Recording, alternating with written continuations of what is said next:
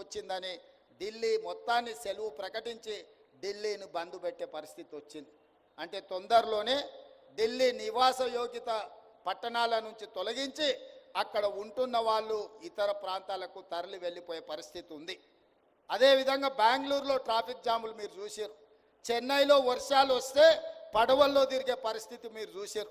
ముంబైలో కొట్టుకుపోతున్న పరిస్థితులు మీరు చూస్తున్నారు. కలకత్తా గురించి నేను చెప్పాల్సిన అవసరమే లేదు. ప్రపంచంలో చెత్త నగరం కింద పోటీ పడితే కలకత్తా ఫస్ట్ వచ్చేటట్టు ఉన్నది.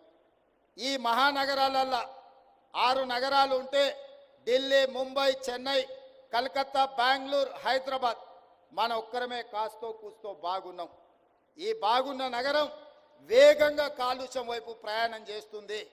ఈ కాలుష్యాన్ని నియంత్రించాలంటే ఆర్టీసీ కార్మికులు, రవాణా శాఖ సిబ్బంది నడుం బిగిస్తే తప్ప ఈ కాలుష్యాన్ని నియంత్రించలేని పరిస్థితి ఉన్నది. సామాజిక బాధ్యత. ఇది ఉద్యోగం కాదు, ఇది భావోద్వేగం.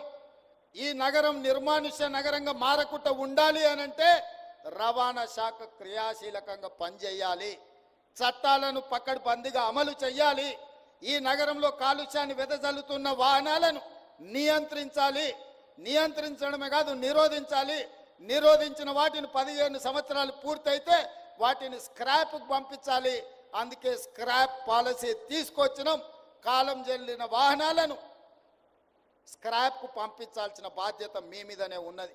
అదేవిధంగా ఇవాళ డీజిల్, పెట్రోల్, ఇతర ఇంధనాల వల్ల విపరీతమైన కాలుష్యాన్ని వెదజల్లుతున్నాయి. మరి దీన్ని నియంత్రించాల్సిన బాధ్యత మన మీద లేదా? అందుకే ఈరోజు మనం ఈ ఎలక్ట్రిక్ వాహనాల కోసం రవాణా ఛార్జెస్ 0 చేసినాం. ఒక్క పైసా లేదు. వెహికల్ కొనుక్కుంటే వితౌట్ ఎనీ ఫీజ్ మనం బండ్లను రిజిస్ట్రేషన్ చేస్తున్నాం. కాబట్టి ఈరోజు నగరంలో ఆ వాహనాల కొనుగోలు పెరగాల్సిన అవసరం ఉన్నది. ప్రజలకు అవగాహన కల్పించాల్సిన బాధ్యత అధికారుల మీద ఉన్నది. ఇదే కాదు, ఈరోజు గ్రేటర్ హైదరాబాదే కాదు, ఔటర్ రింగ్ రోడ్డు నుంచి మొత్తం ఔటర్ రింగ్ రోడ్ ఇన్సైడ్ ఉన్న నగరం హైదరాబాద్ కావచ్చు, సికింద్రాబాద్ కావచ్చు, మల్కాజ్గిరి కావచ్చు, చేవెళ్ళ పార్లమెంట్ కావచ్చు, కొంత Medak parliament outer ring road లోపల ఇది మొత్తం ఒక మహానగరం. ఈ ఔటర్ రింగ్ రోడ్ ఇన్సైడ్ ఉన్న core urban Hyderabad, core urban రీజియన్లో ఈరోజు ఆర్టీసీ బస్సులు 3000 ఉన్నాయి. ఈ 3000 బస్సులు దాదాపుగా 90% డీజిల్ మీద నడుస్తున్నాయి. ఈ 3000 బస్సులు డీజిల్తో ఇట్లనే నడుస్తే కాలుష్యాన్ని నియంత్రించలేము. అందుకే రాబోయే 2 సంవత్సరాలలో అన్ని ఆర్టీసీ బస్సులను ఔటర్ రింగ్ రోడ్ అవతలికి పంపించి 3000 ఎలక్ట్రిక్ బస్సులు కొని ఈ హైదరాబాదు నగరాన్ని కాలుష్య రహిత నగరంగా చేయడానికి రాష్ట్ర ప్రభుత్వం అన్ని విధాలుగా ప్రయత్నం చేస్తుంది. కేంద్ర ప్రభుత్వ సహకారం తీసుకుంటుంది. తొందరలోనే 2 సంవత్సరాలు పూర్తి చేసే లోపల 3000 ఎలక్ట్రిక్ బస్సులను కొని హైదరాబాదు నగరంలో ఔటర్ రింగ్ రోడ్డు లోపల డీజిల్తో నడుస్తున్న అన్ని బస్సులను ఇతర ప్రాంతాలకు తరలించి ఈ నగరాన్ని రక్షించడానికి పూర్తిగా ప్రయత్నం చేస్తాము. ఆ దిశగా నేను మీకు హామీ ఇస్తున్నా. అదేవిధంగా రెండవ భాగం కార్లు, ఊబర్ కానీ ఇతర ట్రాన్స్పోర్ట్లో నడిచేటివి.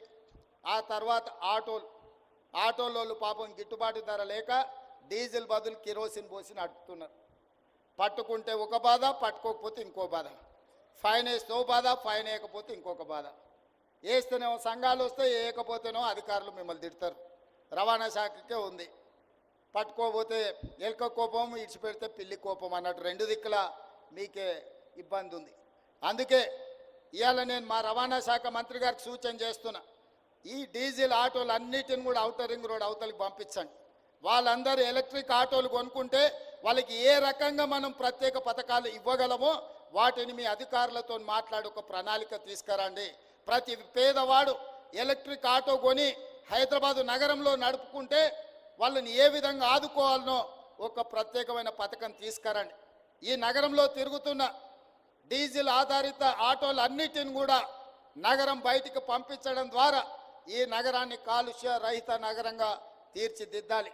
ఇవే కాదు, చెరువులు, కుంటలు, నాలాలు ఆక్రమించుకున్నారు.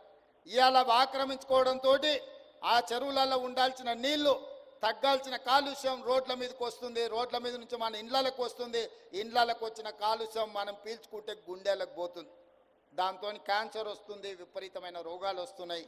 మనకు మనమే విధించుకున్న మరణ శిక్ష ఇది. ఈ మరణ శిక్ష నుంచి బయటపడాలంటే దేవుడిచ్చిన వరం మూసీ నది. మూసీ నదిని పునరుజ్జీవింపజేసుకొని మూసా పరివాహక ప్రాంతం, ఈసా పరివాహక ప్రాంతం నుంచి వచ్చే నీళ్లు వర్షాకాలంలోనే వస్తాయి.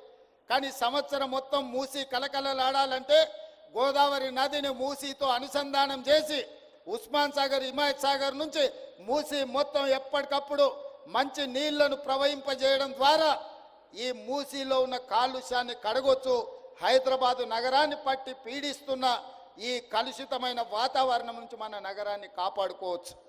ఇవన్నీ చెయ్యాలి, ఇవన్నీ జరగాలి అంటే మీ ఆశీర్వాదం ఉండాలి. అందుకే ఈరోజు ఈ నగరాన్ని కాలుష్యం నుంచి కాపాడాలి. మన కళ్ళ ముందల్నే స్పెయిన్ మన చూసినాం, కొన్ని వేల కార్లు, కొన్ని లక్షల కోట్ల రూపాయల నష్టం స్పెయిన్లో కొట్టుకపోయింది. అది వేరే దేశం.